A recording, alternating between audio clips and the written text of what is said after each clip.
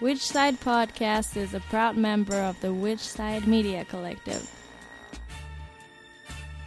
This is episode 72. Yeah, we have John Yunker on, author of the book The Torres Trail. And founder of Ashland Creek Press. Yeah, it's really awesome. I definitely recommend checking out the book if you haven't read it yet. And just the press. They focus on eco issues, but they do fiction as well. Mm-hmm. So, and it's fiction that you can relate to. That's what's great about it. Mm-hmm.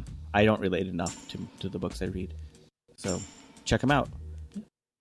What events do we have going on this week? Fort Collins is still doing... trying to get money for End Rape Culture Fort Collins, so definitely check that out. You can find more events on whichsidepodcast.com/events. Or just click on the events tab. That would be easier. Yeah, no one wants to remember the / whatever. March 26, 1910. Was a lonely year.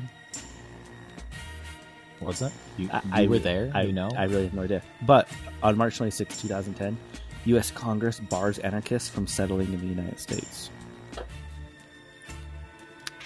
I didn't know you could do that. Yeah. How do you... Yeah. So what about all the co-ops that exist?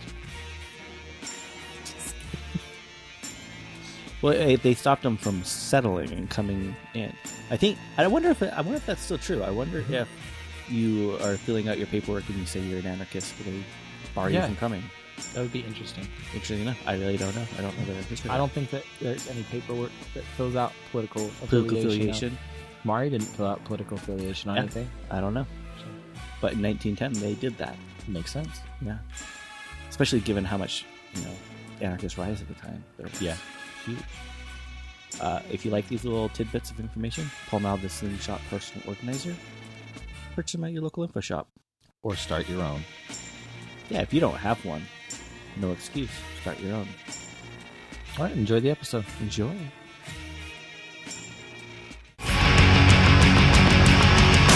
side are you on? Which side are you on?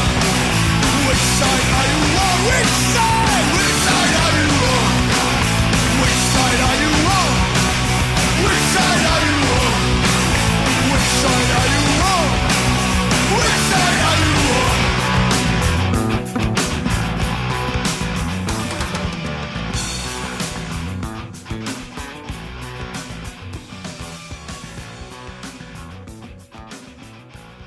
Hello.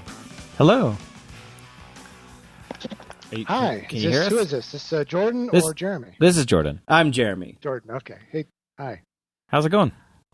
Good. Can you hear me okay? Yeah, can you hear us fine? Yeah, pretty well. Sounds good. We usually just try to jump into it if that's okay with you. Yeah, that works for me. So, first I want to thank you for sending me the book while I was away. You had some time on your hands. I did. It's actually, it's a book that I really enjoy too. I don't know, like I've told so many people about that book. It's good. Yeah, it was one of the few books that as soon as he read it, he's like, you got to read this book. Like, even though he read so many. Yeah.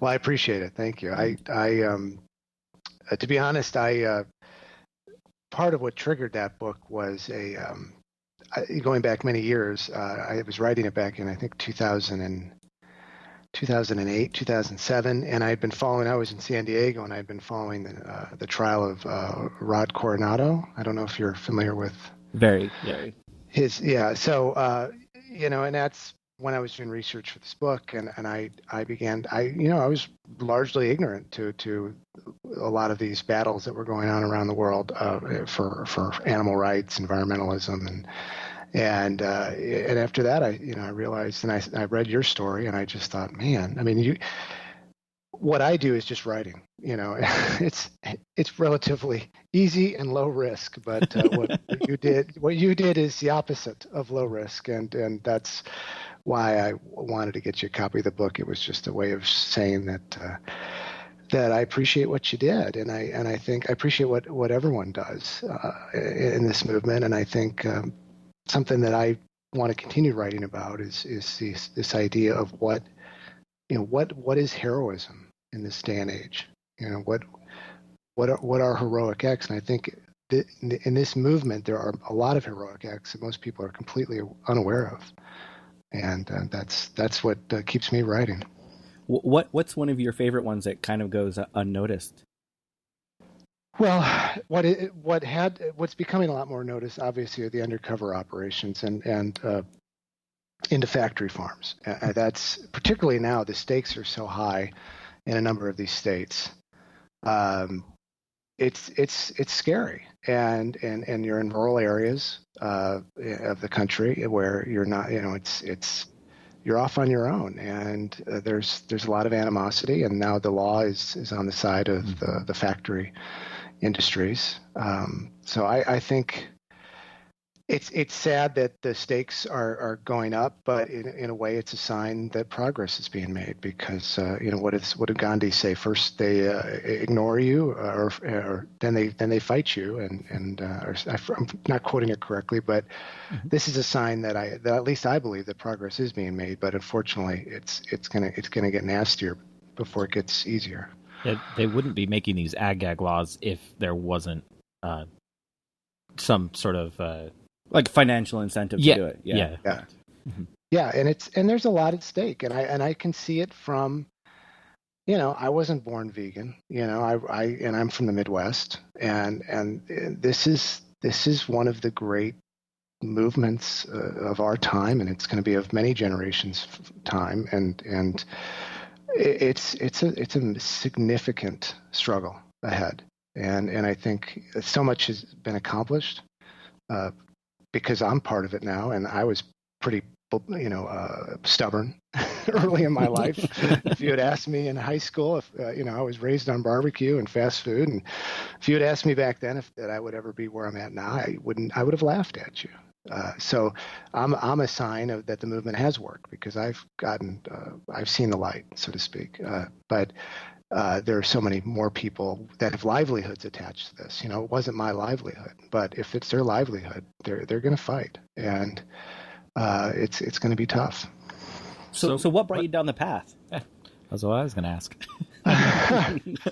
It's funny. I kind of, I don't know, almost stumbled into it. I came at it through, I can't point to one thing. I would say the penguins is, and this may sound silly, but my wife and I had volunteered for a penguin census many years ago down in Argentina.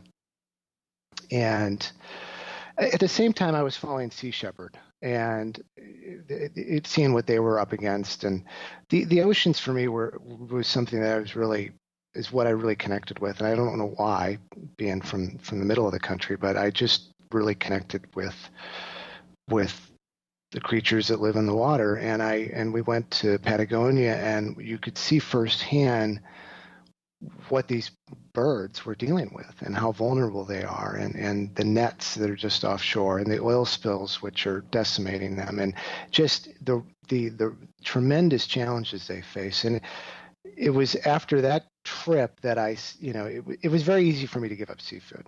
I mean, it was just one of the easiest things, because it was one of those things I was raised to eat because it was a quote-unquote good food. And I never really thought about it, and I never really liked it to begin with. And I remember vividly as a child when, my family had served lobster, and just how horrible that whole process was to watch the lobster to be killed. But I never really made that connection. And so that was really the beginning. It was the beginning of me saying, I'm going to choose not to support this industry. And the most transformative moment was after that, and it was probably not long after that. I went to an event in LA, the farm animal, not the farm organization. They have that conference in LA every other year. It's in DC. So I went to that event, and I went thinking that I was already, I had a vision when I was down there of what this book was going to be. It was actually started as a short story, but when I went to this event, I went because Paul Watson was there, and the Sea Shepherd, a lot of those folks were there, and I talked to them, and I was thinking primarily the seafood, but of course you can't go to that event and not see everything, and that was really that moment is probably was the defining moment for me. I kind of just realized that the scope of my life is going to change dramatically, and it really did from that first day on. And it still has been a journey. There's for me in terms of where I am now, but that was the beginning of, I'd say, the Tourist Trail, the novel, and the Tourist Trail, of course, has led to Ashland Creek Press and a lot of other writing as well. So it's been interesting, to put it mildly. It's not what I expected, but I'm glad I'm a part of it, and I'm doing my small part, and I'm glad the book has been well received. So what's been the hardest change for you between now becoming down the activist path? I guess the biggest change is I've become, and I struggle with this because I've become one of those people I probably would have made fun of in high school. I go into a restaurant and I get really pissed off if they just give you one, there's quote unquote one token vegan little dish, and it's usually rice or a salad, and they and that's it. And I just I get really worked up, and it's the funniest thing. I actually, that was probably one of the, I think, knowing myself, my personality, I'm pretty lazy when it comes to food, and that's why you just want to go to a restaurant and not think about it, and now I have to think about it, and I do think about it, and I get vocal about it, and it's I went to Veggie Grill, by the way, in Seattle the first time. That was fun. It is always nice to go to a place that where you don't have to think. That's like heaven, But yeah, that's been one thing. And I think the other thing that I don't like, but I just, it kind of motivates me to keep writing, is to be an outsider. The fact of the matter is, what we see right now, we know that once you see it, you can't not see it. Mm-hmm. Okay. And you can see it, and you can see that someday everyone's going to see it.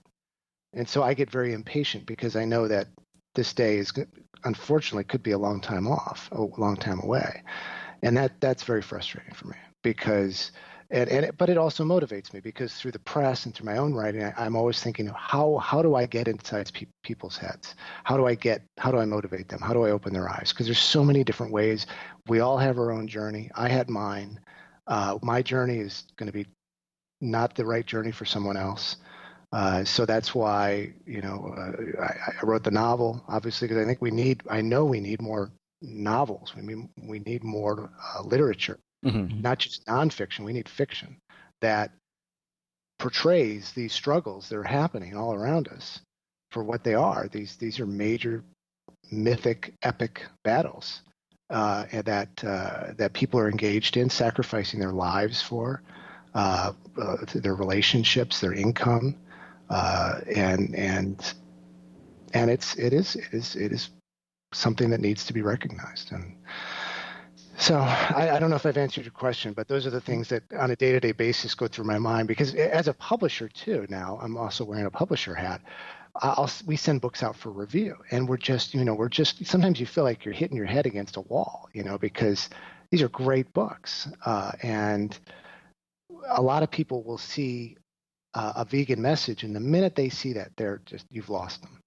So how do you weave that message in a way that you don't lose them, that they read to the end, that they maybe think about something that, and that was obviously my goal with the Tourist Trail. I mean, I did have that message, but I really ultimately wanted to tell a good story. And that's, as a publisher, we're looking for books like that as well. That's one thing that I liked. I can probably count on my hand how many activist fiction novels there are. I can't really think of very many outside of yours and a couple others. Could you kind of explain what the Tourist Trail is about for people who aren't familiar? Gosh, I'm horrible at describing it. I just can't.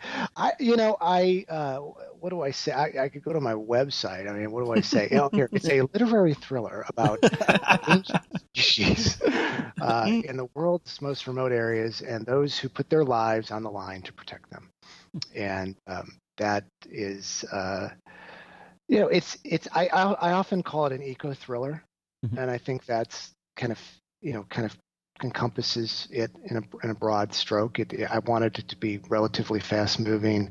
I wanted it to be loosely as based in reality as it could be. Now, granted, Sea Shepherd they don't go to Antarctica by Argentina, so that was clearly fictional. The leader Aeneas, the character in the book, is it was certainly inspired by Paul Watson, but it's not a Paul Watson. So there's a lot of fiction. But the penguin colony and the threats that these penguins face, it's all based on fact, and it's a very real colony that's down there. And so there's a lot of truth to the struggles that are being depicted in this book. What's always amazed me is how fiction has a way of motivating people that nonfiction just seems to lack a lot of the time. Yeah, I agree. And I read a lot of nonfiction, and I like it. But I think a novel can motivate you. A novel reaches a different part of you. I think you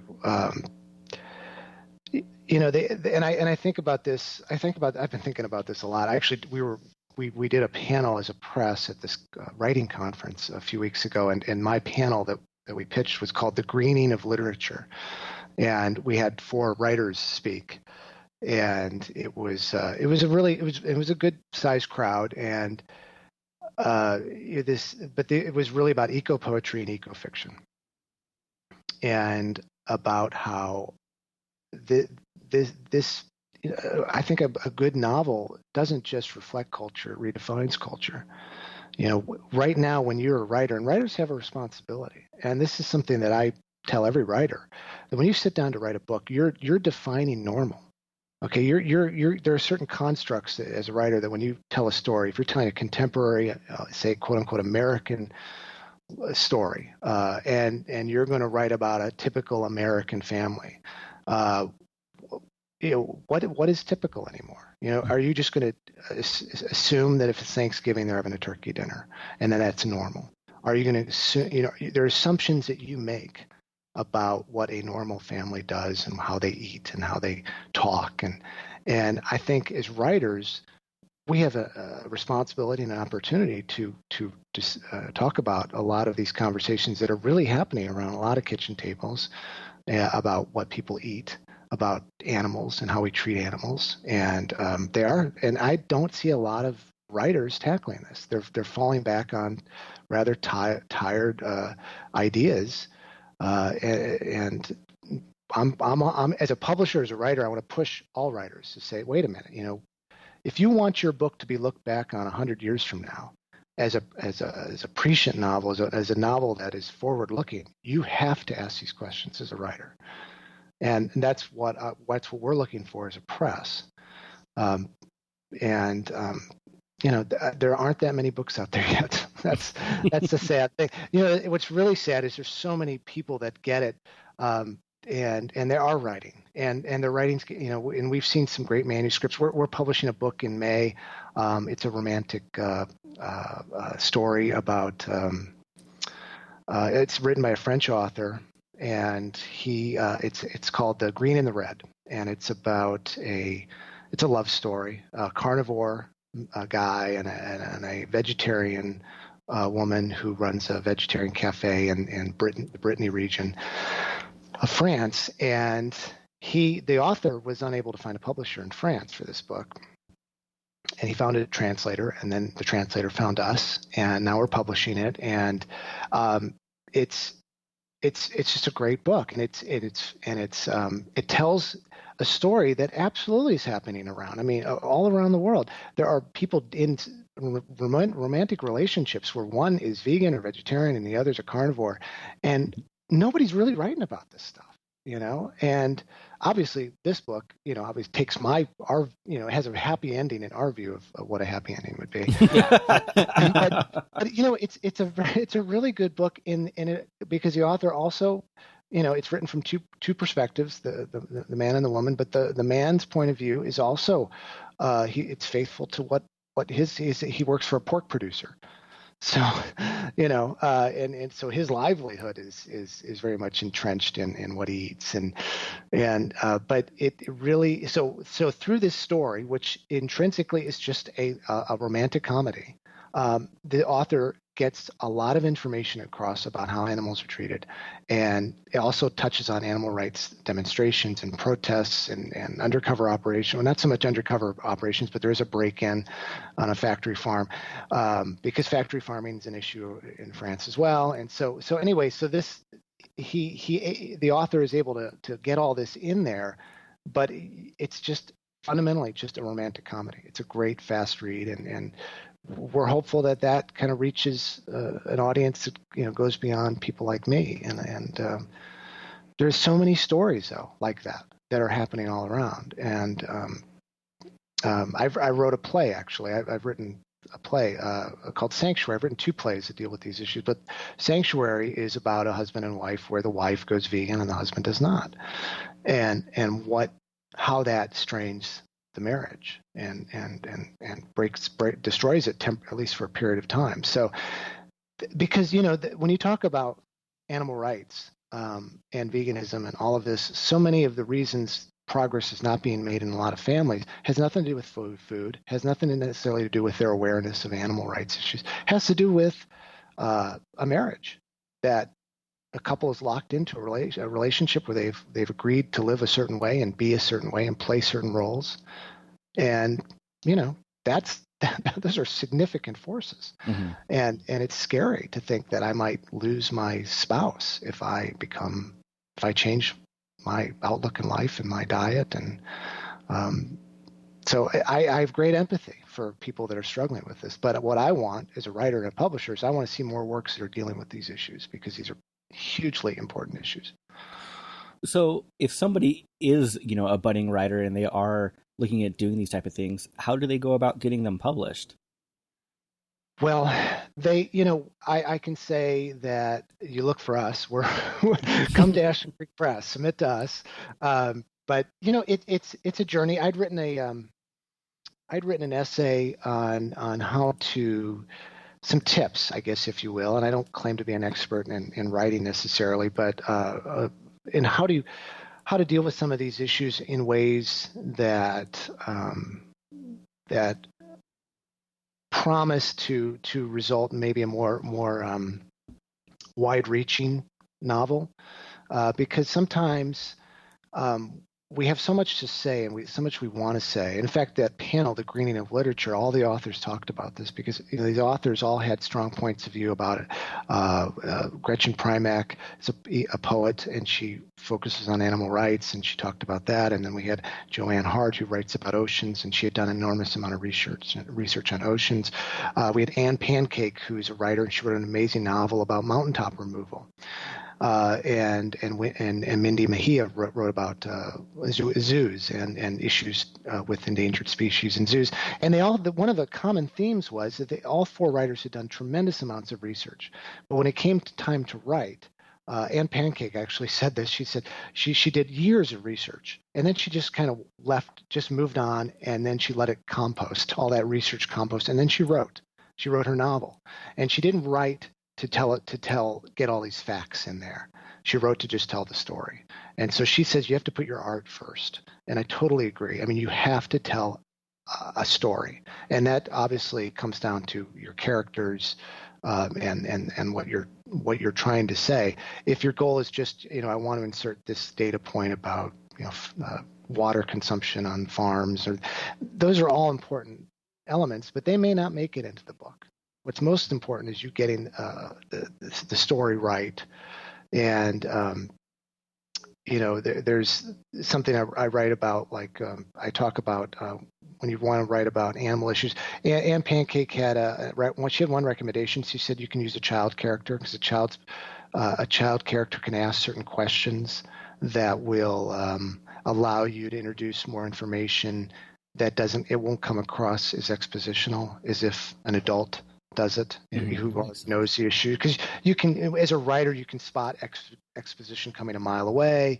You can tell when the dialogue turns into just the writer, inserting a lot of facts and figures. So you really want to avoid that. And I also fundamentally, I recommend you want conflict. You want opposing viewpoints. The tourist trail, there's an FBI agent in there with a past, but he, you could argue he was, my quote unquote normal character, if you will. This guy who's just trying to do his job and catch the bad guy and, get back home. But he's got, of course, some issues, which you learn during the course of the novel. But it helped to have someone like that. I also had a computer geek. There are various reasons I included the computer geek, but having him falling for an animal rights activist allowed me to introduce some information about that movement and the trial and whatnot through his eyes. So it helps to have a mix of characters and a lot of conflict that comes through the characters. But going back to what I'd recommend for writers, I would say start with a short story. The Tourist Trail began as a short story. It won an award. It got published. And honestly, if it hadn't won that award, I wouldn't have tackled the novel. So if you can get a feel for writing a short story, and you have some success, you get a few publications under your belt, that will certainly give you the confidence, hopefully, that you need to keep plugging ahead. In fact, we published a book called Among Animals, and that's a collection of short stories by various authors. So and I want to do another edition of that book as well, and we'll announce a call at some point for more stories. So, if you're a writer, just write what you're most passionate about and tell your story. And the thing about this field is there's so many stories that need to be told right now that there's just no lack. There's no lack of stories. But focus on your craft, focus on your characters, and making them real and their dialogue real, and it should hopefully all come into place. So what is your outtake on the state of book publishing right now? Do you think it's going into like a new golden age as far as like ebooks go, or is it just going to get tougher and tougher? Yeah, that's an interesting question. Because we're a small press, but so we have a kind of a unique view. As a small press, I would argue for us it is a golden age, mm-hmm. because the ebooks and all the publication outlets now that are available through to us have allowed us to have a business and get the word out that wouldn't have been available to us years ago. And frankly, the Tourist Trail, I self-published that book initially. That I had an agent, and I guess this would have been 2008. And she spent a year, and she's a really good agent, and she spent a year trying to sell that book, and she went to every publisher, and it just didn't fit. It is a bit of an odd book, it's a little bit literary, it's a little bit thrillerish, it's eco, there's a vegan character, it didn't quite fit what the mainstream publishers wanted at that time in history. So what happens with that when you have an agent and they do all they can and then they hit the end of the road and they run out of publishers, they say, well, John, I did my best and good luck with that, and what they'll tell you is, I hope you're writing another book, and that's the nature of publishing. And so the book came back to me and I was stubborn, and right about that time I had been reading about self-publishing, and I have some design experience and technical experience. So I did it, and I realized this isn't as hard as I thought it would be. And around that time, my wife, Midge, she has a huge amount of publishing experience. She's also a writer, and she's an amazing editor. And we began to realize, there's probably other people like me that are trying to tell these types of stories. And so the Tourist Trail had been out at this point for about a year or so, but we ended up in Ashland, and we decided we were going to tackle a press and see what would come of it. And it started slow, and we're still small. We do maybe 4 or 5 books a year right now, and we're very selective. But if there weren't ebook options and the publication options that are available now, I'm not sure we would exist. So from our perspective, it's been great. But if you ask a very large publisher, I don't know if they would say it's very great, because these are tough times for the more mainstream big five publishers. Do you think it's just pushing the industry more towards the localization and the almost do-it-yourself ethic of publishing? I think so. I think there's it's opened a lot of opportunities for individuals to self-publish, and if they have the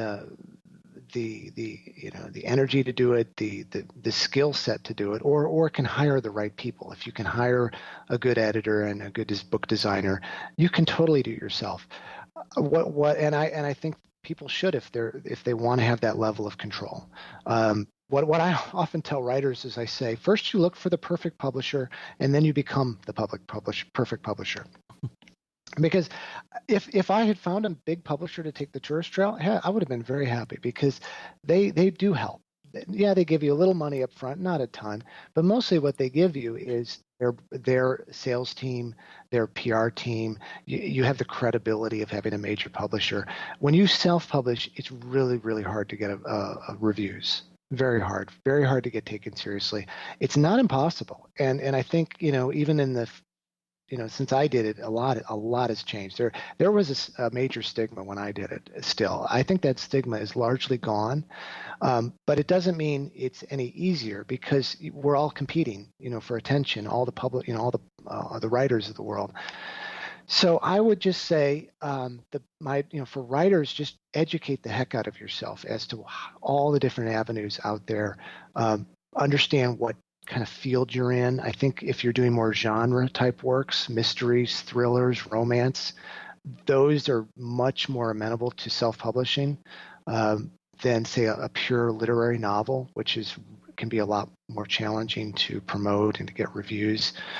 The nice thing about having a press now is that we as a press now are starting to get reviews for our books, which has been nice. We're starting to develop a bit of a brand, or getting known for a certain type of book, and that's helping. And that's something we can go to authors with and say, if you publish with us, we'll bring a level of quality. We have great proofreaders and designers, and we'll bring a level of quality to your book, and then we're going to send review copies out to certain people that we can't guarantee they'll review it, but we think they at least know what types of books we publish, and they like to see those types of books. And so that is the advantage a publisher brings. But there's no rules anymore. I think that's what's both exciting and extremely challenging, is that there's just no rules. I love that. It's really true. Like what we're doing with the podcast, I think we're in a total golden age of information being just sent out this way. It's free to consume. It's not too costly to produce. I think it's fantastic. Yeah, I agree, and I think two of our books, most recent books, have come from agented authors, and so what's happening with major publishers is they're becoming more like Hollywood studios. They're going more for the big budget films, the known authors, and they're publishing fewer books, I should say. So that's where I see it going. And I don't blame the publishers for doing that. What we're also seeing is they're looking at self-publishers as kind of the way major league ball clubs look at the farm teams. Mm-hmm. So they can sit back and say, okay, that person, self-published. What was this? Oh gosh, what was it 50 Shades of Grey? Is it that was a trilogy? That was a self-published book. So that became big through word of mouth, and then Random House came in and offered a lot of money, and then redesigned the books and put the sales team behind it, and then made gazillions not only for the author but for Random House.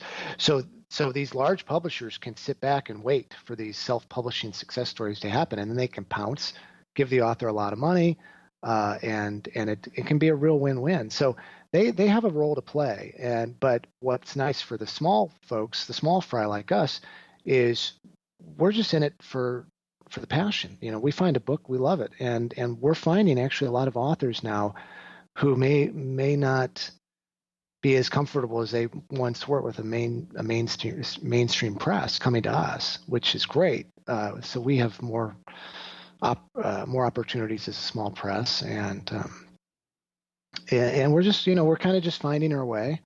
But our press is fundamentally a bet on the future. It's a bet that more and more people are going to awaken to these issues, and they're going to want great novels that speak to them. What I hear a lot about with the Tourist Trail, and not just the Tourist Trail, a number of our books, is, it's nice to read about some of these issues, and, the vegan character is not just a wacko, a hemp-wearing wacko, that it's a more sympathetic view, it's a more real view of what's going on now. And that's what we're looking for, and sometimes with mainstream novels, they resort more towards, what I would call just, the old, more conventional views of what normal is. So I'm sure, being, in the publishing business now, you probably get asked what your favorite book is all the time. But what's your least favorite book? Gosh, my least favorite book. Oh God, I don't even know. I give up on those so fast. you get a few pages in, and then you stop reading. And I hate calling out authors and bashing them because it's so subjective. So I guess I'm not going to say, because I honestly don't even have one off the top of my head. Let me think about that a bit. Wait, gosh, I guess you could pick one of the books being promoted on Fox News is probably one of my the Patriot series books. Pick a book. It's usually about Any from Ann Coulter, just any of them. Right there. Gosh, yeah, there we go. Yeah, the hate mongering books, I guess, if you will. Yeah, those are books I don't read, but so I can't say specifically. I just don't like the authors all that much, but. And I'm always a little shocked to see how well they sell. It's a little scary sometimes. You go to Amazon and you see them in the top 10 best-selling books. But I always shake my head at it. Like, you see them, you're like, why the fuck are you buying this? It's every, I don't know. Everyone's got to read something, and frankly, it's free country. You want to read that, you read it. I'm reading what I want to read. You read what you want to read. And I just hope over time more people want to read what I want to read, and less people want to read. So what are you reading right now? What am I reading right now? Well, I'm reading, I've just read a book by Karen Joy Fowler called We Are Completely Beside Ourselves. I don't know if you've heard of that. It's a really powerful book. It's about and it deals with animal rights, and it's a literary novel. It's winning a lot of awards, and I'm kind of plugging her as well because we announced a contest recently to publish we're calling it the Siskiyou Prize for New Environmental Writing, and I really want to emphasize new, because we're very clear that our view of environmental writing is not pro hunting, pro fishing, river runs through it type works. It is, and we asked Karen Joy Fowler to be the judge, because I don't think most people would look at her and think of her as an environmental writer. She's written science fiction, and this book really spoke to me because it's about, and I won't say much about it because I don't want to give much about it away. You really just have to read it, but it deals with testing on chimps, and it does so in a way that is very inventive and extremely powerful. And you cannot read that book and not come away from it thinking about how we treat this particular species and how just inhumane it is, and it's just the way she wrote about it was gorgeous. And so we're excited to have her on board, because I'd like to see more books that deal with these topics, because a great strong animal rights book doesn't have to scream animal rights. It can come at it from the side, and you get halfway into it and you realize, wow, the first third of that book you go, what is this about, and then you get to a certain point, and then you'll realize, oh wow, this is really getting somewhere and dealing with the movement. That's one. I'm reading a nonfiction book by I'll probably mispronounce his name, Jeffrey Masson. It's Beasts. Have you heard this book? It's new. He's written a number of books about animals, and this book deals with the books, the animals that have been labeled as beasts. I guess I've just started, but he's just written about orcas, and I've seen the cover, but I haven't. Yeah, read, and it's I'm already sold, so that's kind of how I feel about nonfiction now. But he really touches on he's a great way of writing, and so it's all very important. It's comforting. I think the nice thing about some of these books for me is sometimes it's just nice to see other people saying things. He writes a lot about this artificial hierarchy we've created, which he's really hitting that head on. Talking about these animals that we have vilified for years, and he talks about wolves. And living in Southern Oregon, it's a huge issue here because we have a wolf that has been named. I think they've given him another name, but OR7 is his technical name. That's what the Oregon Bureau of, I believe, of Wildlife is named him. But he's traveled back and forth, not too far from where we live, and back into California and then back north.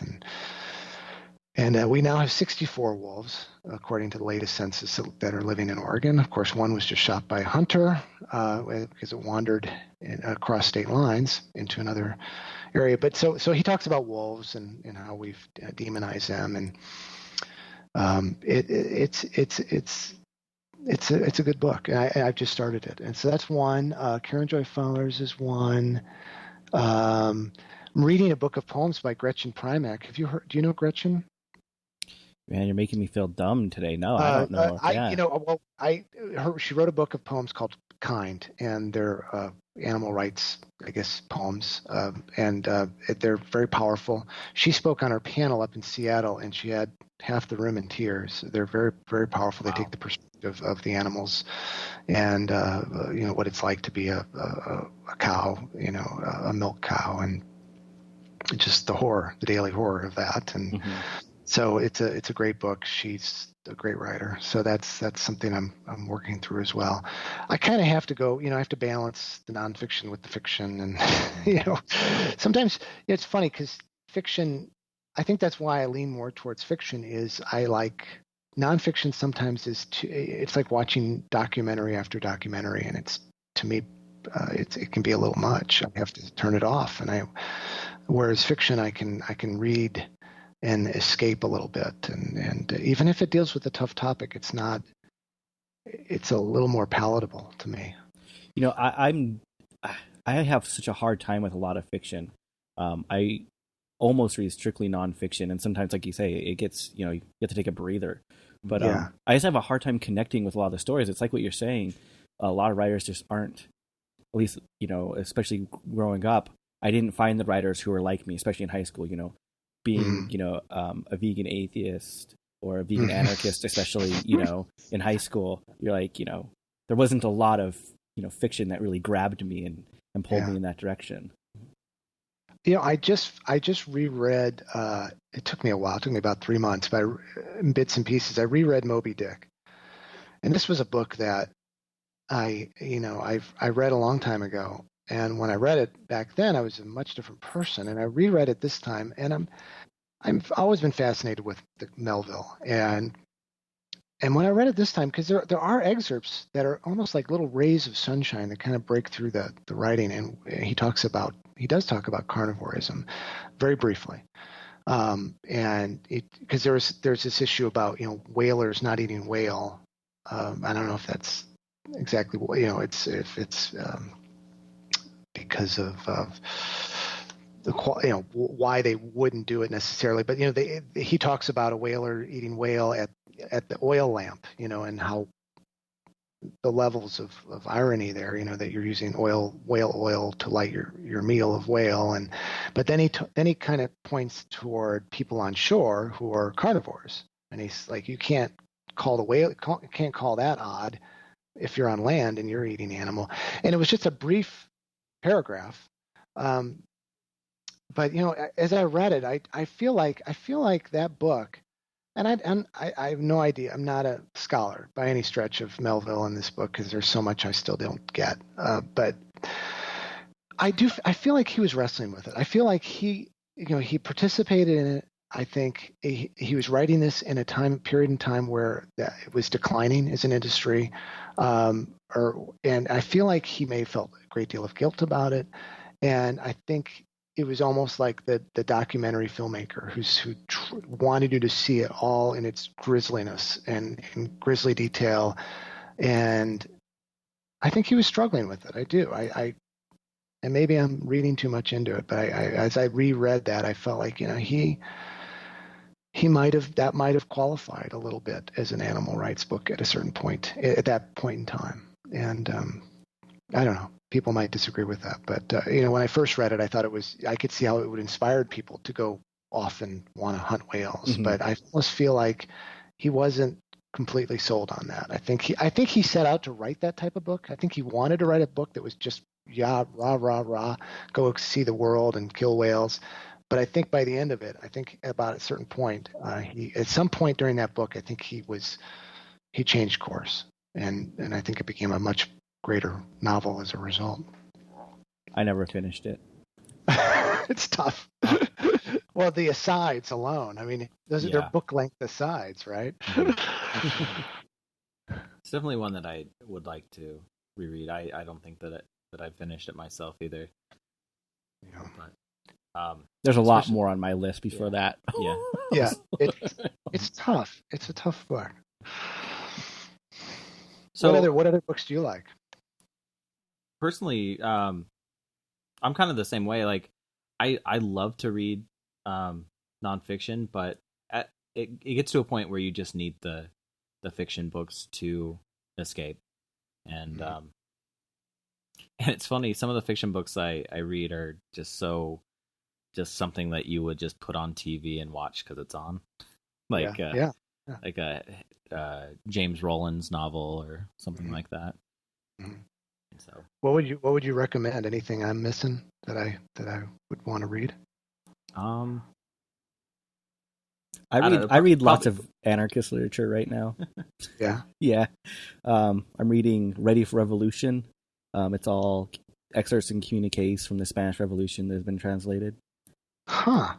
Yeah. That's interesting. So it's really interesting about that is and I was talking to Jordan right before we were recording about this, is that it shows you an inside that you'd never normally get, where it's a lot of infighting that they weren't too keen to let outsiders know about. So it's really interesting. Yeah, I love period. I find like what I'd like to do more reading of is of older works, historical works. Frankenstein, recently revisited that one. Mm-hmm. I've read that one. Very interesting. Yeah, it's just because you sit here in this point in time and you can find works throughout history, it seems like, that where people were struggling with these animal rights issues in various ways, and I guess I'm fascinated to find instances of that.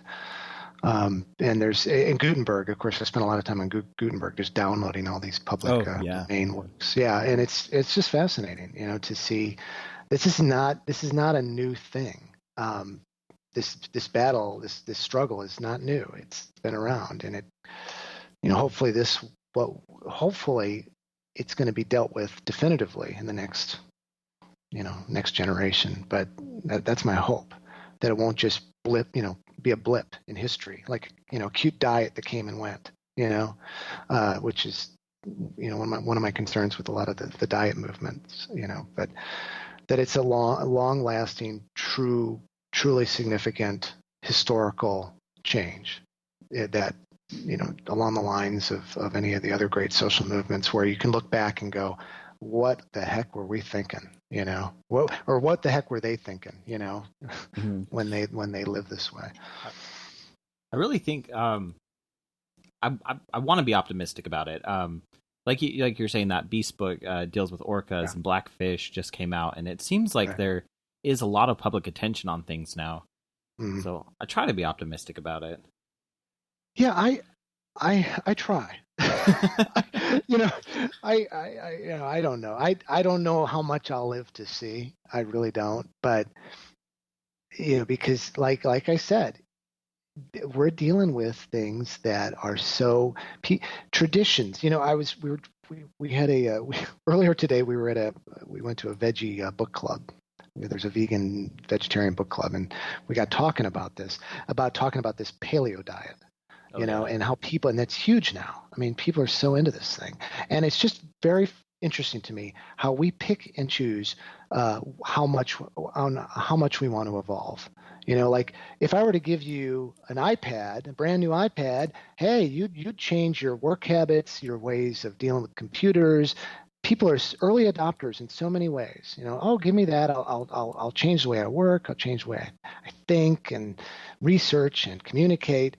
But if I ask you to evolve in the way you diet or the way you eat or the way you view animals, suddenly, no, I'm a caveman. I can't. No, if the caveman lived that way, I got to live this way. And it's like, well, the cavemen weren't watching, HD TV. They weren't on iPads. They evolved, So we're very selective when it comes to where we choose to evolve, where we choose to redefine our traditions. But when it comes to food, I mean, that's well, going back to the play I wrote, I mean, you're dealing with something where you can have 3 arguments a day with your family members. That's a high conflict area, what you eat. And so that's why when I get pessimistic, I realize it's going to be a struggle, because I've seen a lot of people that have tried it, and maybe their spouse wasn't supportive enough, or maybe they just for various reasons they gave it up, and that concerns me, because and that's why I talk about heroism, and where are the heroes? It's easy. A tourist trail, obviously, I'm pointing towards his heroic acts. Somebody off in the water battling a Japanese vessel, and it very much is that. But there are just as many heroic acts happening in households all around the world, where people are having very spirited, difficult conversations with the people they married, and saying, we might have been raised this way, and I know I'm going to piss off my parents because I'm not celebrating Thanksgiving the way they want to do it anymore. I'm going to be shaking up everything every day of the week, but I'm going to do it. I'm going to push ahead, and that to me takes so much courage, and that is as much as what people do when they're off, risking their lives, because they're risking a marriage. They're risking things that mean a great deal to them. And so that's why I want to publish more books that deal with that too, because if we can convince more people and reframe this as not, oh, you're one of those people, you've gone off into off into the deep end, and you're a little weird now, and reframe it as, okay, yeah, that's how you may be viewed in your community or your family, but if when you read this book and you see that what you're really doing is taking great courage, and that if you take a step back and view yourselves as I think history will view you, that you might be emboldened, inspired to keep going and not give up. That's my hope. When you talk about, couples and partners having to make these decisions together, it always just makes me feel so lucky that, my wife was already on this path when I met her. So yes, those conflicts never arose, just the opposite. So you're lucky. I think Midge and I are very much the same way. We're on the same journey together, more or less, kind of not totally aligned, but definitely headed in the right direction. And I think if we hadn't been, it would have been difficult. And I think that's one of my fears. I think that's the fear that comes through in a lot of my writing, because I think about that. Like, what if one of us just said, no, it ain't going to happen. You go do that thing, forget it. The marriage is done, and those conversations are happening, and they're not being written about yet to the degree they need to be. And that's holding a lot of people back. And I think, as a writer, I'm committed to continuing along this path. And I also looking for more writers who are documenting this, because the dialogue's easy to write. It's just, you just start taking notes. You hear about it all around. What parents are telling their kids, and spouses are telling each other, and so forth. It is interesting, and and people are coming at it from all different directions too. There's the people are trying to avoid using the word vegan. They're going more, I'm going to use the word plant-based, and that's working for some people. And how do you feel about that? I'm a vegan. I'm going to own it. That's who I am. I understand it carries a lot of baggage. I don't care. If someone wants to judge me based on that, that's up to them. 20 years ago, I would have judged myself a certain way too. I get it. I totally get it. It is what it is. But I don't know if my only concern with plant-based, if it works for people, if it works to change lives, that's great. My only concern, and it is a big concern, and it's something I'm actually writing about right now a little bit. I'm kind of working on how to write about it the right way, but is that diets never seem to stick.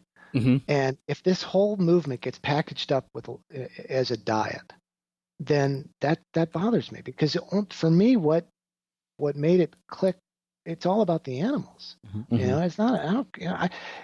I was asking, one of the questions I posed to someone recently is, would you be vegan if it was bad for you?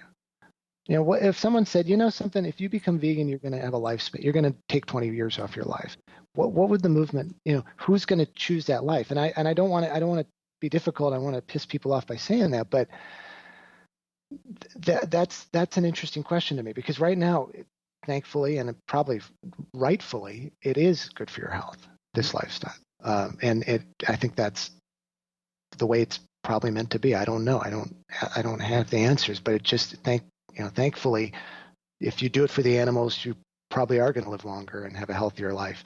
But if it's all about health, I worry about the people who will say, I did that vegan thing last year. Now I'm onto this new diet. I'm on a paleo, and that, what about the animals? Go back to the animals. The animals aren't going anywhere. And, that to me is what keeps me going and inspires me, and actually kind of connects everything. It doesn't, because when you do it for diet reasons, you're doing it for yourself. If you do it for the animals, if you do it for the animals, you're doing it for the animals, and you're just a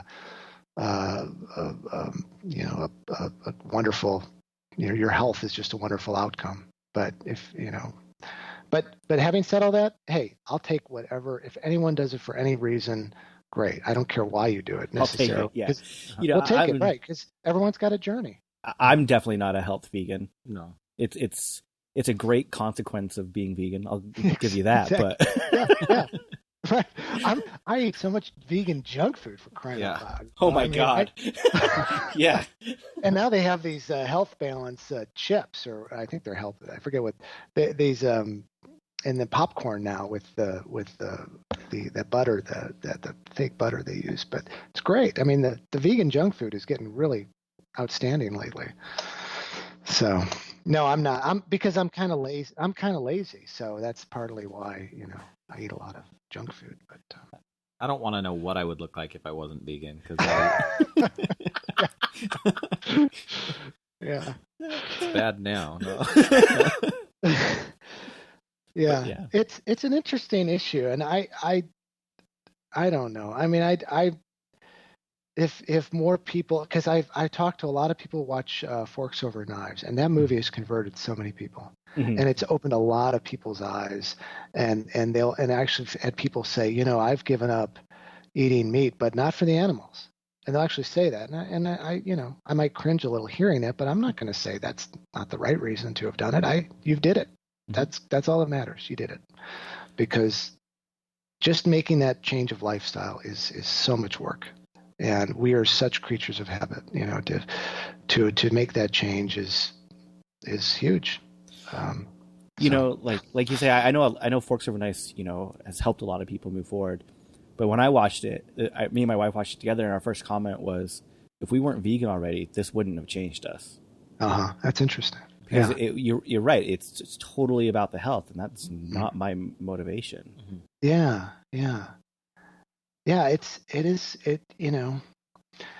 I guess my only worry is, will people give it up like it was a diet? And I have heard that on occasion, and we see that of course we see it with celebrities. They do the vegan thing for a while, and suddenly, well, God, I'm pregnant now. I got to go back to eggs or whatnot. Oh God, that makes me so mad. That irritates me. Sorry, everyone. Didn't mean it, and then everyone gets all up in arms, and I think the thing that will stand the test of time is knowing that you're doing it for the animals, and because you're an animal, we're all connected, and that's kind of what clicks for me, but. That's just me, and I think I also think with the tourist trail, there are ways, actually, going back to what writers can do. There's one penguin there who is named.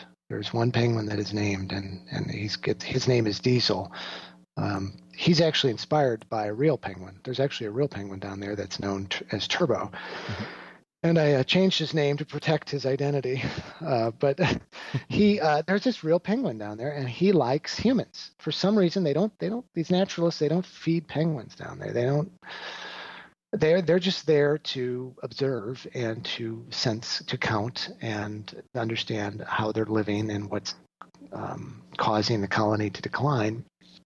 But this penguin hangs out with the naturalists, and I really thought I used this character because I personally was moved to have met this penguin. Because it's fascinating, once you name an animal, because here you have a couple 100,000 penguins, but if there's one that that has a name, it becomes more human, it becomes more like you. And suddenly that character, it became a character in the book, becomes representative of all penguins.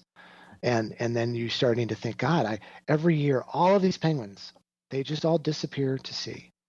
And you don't know who's going to come back, who's going to make it back, because there's fishing nets out there. There's these long lines. There's oil spills. There's so many man-made causes of death out there just waiting. And, if you just think about 200,000 penguins and you lose, a few thousand, it's not that much relatively. But if you think of, will Turbo be back next year? And every year, he has a Facebook page, by the way. Every year I check, did he make it back alive? And that's a technique, if you will, that a lot of writers could apply to all species. If you can get readers thinking about and attached to one. I forget the name. I've actually forgotten the name of the YouTube celebrity pig, who's a pet pig that the guys adopted and turned out to be not a small pig but a big pig. But that's an example of an animal who now is a celebrity, and if people can connect that one to what's on their plate, that could change a lot of lives. I know Jane Goodall was heavily criticized for that because she named instead of numbered in her research. Yeah. And of course, the character in this book, Angela, that's a struggle for scientists, because they tag them, they have numbers, and it's hard to get attached to a number. It's much easier to get attached to a name. So, do you plan on going back down there? I would love to. I haven't. You have to be invited, and I don't know. Maybe you can visit. Actually, it's Punta Tombo, and tourists do go. Actually, quite a few go because the cruise ships pull up not too far from there. But I haven't been down there since 2000. I don't know. Was it 2006 maybe? But we're in touch with the researchers still.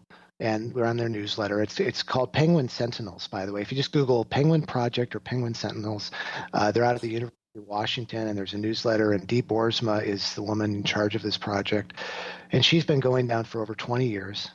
Actually, I think it's closer to 30 now. And she has just had an amazing impact on documenting this colony. And this is the world's largest Magellanic penguin colony. And she has Really, I'm just, I'm calling her out, but it's her whole group, and not just her group, but there's some groups in Argentina as well. There's researchers there as well that have been studying the penguins, but they've done a lot to protect the penguin colony, because prior to them going, there was a movement, or there was a group that wanted to harvest the penguins for the fur. And they came very close to not existing as a colony, and so these researchers now have been there, and of course the tourists actually help more or less guarantee now that they're not going to be predated upon, at least by humans, hopefully anytime soon, because it's now become a draw for the tourist economy. But there's kind of an irony to that as well, because tourists also have an impact, and that's something I personally struggle with, and that's a theme of the book as well. Tourists can have a very positive impact, they can have a negative impact, and in this case, they've definitely helped save the colony, but they've also had an impact on the colony as well. Well, holy crap, we're already at an hour. Whoa! Yeah, okay. that flew. That was amazing. How can people get to contact you and get a hold of the Tourist Trail? Well, they can go to thetouristtail.com is the book website, but I would recommend going to ashlandcreekpress.com, and we have a newsletter that you can sign up for, and we also offer what we call an eco-fiction sampler. It's a free PDF download, and you can sample a lot of the books we've published. And the book is on all the outlets. You can go to your bookstore and request it, and I just encourage people to keep in touch. And if you're a writer, I encourage you to keep writing and to tell these stories. I really want to see we want to see more novels like this. We want to see writers redefining normal, because we know what normal is. Yeah, we do. We know what normal is, but most of the world doesn't yet. And the literature that's being created now will, I believe, in centuries from now, will be looked at as hitting a turning point where we're gonna, and I'm seeing it. We're seeing it right now. And I've talked to a number of writers at this conference I was at, who are working on various novels that are dealing with a lot of these issues, and I'm very optimistic about that, because these books can have an impact, and you may not see it immediately, but it's like a slow moving virus, but a good virus. But it will impact people. And anyway, I just appreciate you guys having me in on and allowing me to ramble on this call. Oh no, anytime. Yeah. And I want to thank you for what you guys are doing, especially. Well, thank you again. I don't do anything. Oh, please. You do a lot. Well, thank you very much. It's been a lot of fun. And have a wonderful Sunday. Thank you. You too. All right. Bye-bye. All right. Bye. Today you heard Portishead, All Mine. Right now you're listening to Edit, Ants. And as always, El Comandantes, Which Side Are You On? That was good. That was pretty good. Not even planned. No. As always, you can like Which and review side us. are you on? No, go to iTunes right now while you're listening to this. Rate and review us. Give us 5 stars. Or 1. Whatever you think. If you don't listen to us on iTunes, sign up for an account. It's free to do. Fucking rate us. Yeah, just give us a rate. It helps us get us listeners. But more importantly, let's push this Go subscription even more. So if you sign on the computer, say you're at your in-laws' house, some friend's house, you're just on a personal or public computer, and you notice that someone is signed into iTunes At school or At school. at the Apple Store. Yeah, even at the Apple Store, right? Just subscribe to the podcast under their name. Doesn't cost them anything. And then they'll start downloading our show automatically every week. And now they have something for free that you've given them. And maybe they're educated. You might have just turned somebody vegan. You might Or have just turned anarchist. somebody into an anarchist. Are you going to really pass that up? And you might have just taken God out of someone's life. You just totally changed the world for the better in all 3 of those instances. If you don't want to do that, then why are you here? Yeah. I mean, here listening to this at the end, because really, why else would you be listening all the way till the end? She's so mad. Oh, she just gave me a look. It was cute. Amazon, yada, yada, yada, on our website. Yeah, go do that. And then social media. Like us, friend us, retweet us, tweet us, whatever the people do these days. +1 us. No, don't do Is that a Google thing? Yeah, because... Yeah, don't do that. Okay. Sorry, it's shit. Don't do that. I think we have 2 followers. Yeah! And it's not updated, so I understand why. And thank you for enjoying our first ever clean episode. Oh, I just said shit. I'm gonna bleep it out. All right, you have to go through it. I'm gonna go through and bleep them all out. Do it. Yeah. All right. Here's a couple bleeps for you. Fuck shit down. Fuck shit down. Which Side is produced by the Which Side Media Collective.